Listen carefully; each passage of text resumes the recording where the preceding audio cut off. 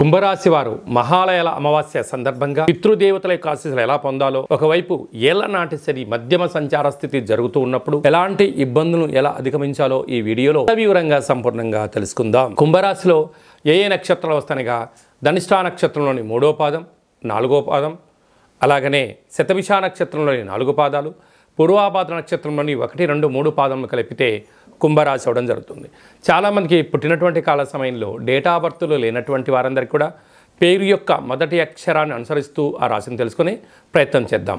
ఏ అక్షరాలుగా గు, ఏ, గో, సా, సి, సు, సే, so, the అక్షరాల వారందరూ కూడా కుంభరాశి జాతకులే. కుంభరాశి వారికి మధ్యమ ఏలనాటి శని సంచార స్థితి ఉండడం వలన కర్మప్రదాత, న్యాయ నిర్ణేత, గతించినటువంటి వారి యొక్క ఆశీస్సులు ఎవరైతే పొందుతారో వారందరికీ శని భగవానుడి యొక్క శ్రీరామ రక్ష అని చెప్పి గమనించగలగాలి. వారు గతించిన వారి యొక్క ఆహారానికి నియమాలు అనుసరించి ఇస్తూ వారికి ఏదైతే కార్యక్రమాలు ఆచరింపజేస్తారో చేస్తూ నల్లటి నువ్వులను, దర్భను వదిలేయడము, అలాగనే తెల్లటి నువ్వులతో కూడుకున్నటువంటి పదార్థాలను, బెల్లం ఉండలతో కలిపిన పదార్థాలను బ్రాహ్మణుడికి దానం ఇవ్వడం కానీ, గోమాతకు ఏర్పాటు చేయడం కానీ, పశుపక్షాదులకు ఏర్పాటు చేయడం కానీ, నీటిలో వేయడం వలన, బ్రాహ్మణుడు స్వీకరించడం వలన సర్వే జన సుఖినో భవంతు, లోకా సమస్త సుఖినో భవంతు అని ఆశీర్వచనం చెప్తాడు. అదే గోమాతకు ఆహారాన్ని ఏర్పాటు చేయడం వలన ముక్కోటి దేవతలే నైవేద్యాన్ని స్వీకరించిన పరిస్థితి ఉంటుంది. నదిలో నీటిలో వేయడం వలన విశేషమైనటువంటి చేపలు, అనేక జంతు జీవరాశులు స్వీకరించడం జరుగుతుంది. కుక్కకు పెట్టడం వలన కాలభైరుడు స్వరూపంలో ఆత్మరూపంలో స్వీకరించడం జరుగుతుంటుంది.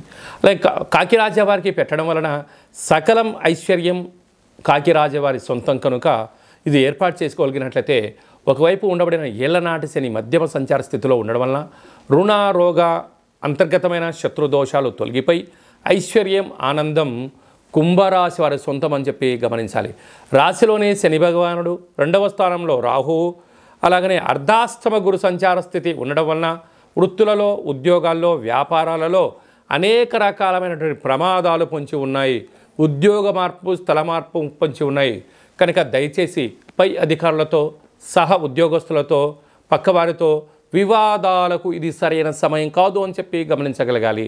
పంచమ స్థానంలో కుజుడు సంచారం చేయడం వలన నూతనమైన వివాహ ప్రయత్నాలు కలిసి రావడం, వివాహమైన దంపతులకు పుత్రిక సంతాన యోగం, పిల్లల యొక్క చదువులు, పిల్లల యొక్క అభివృద్ధిలో విజయం సాధించడానికి తల్లిదండ్రులు పడే తపన అంతా ఇంత కాదు అని చెప్పి గమనించాలి.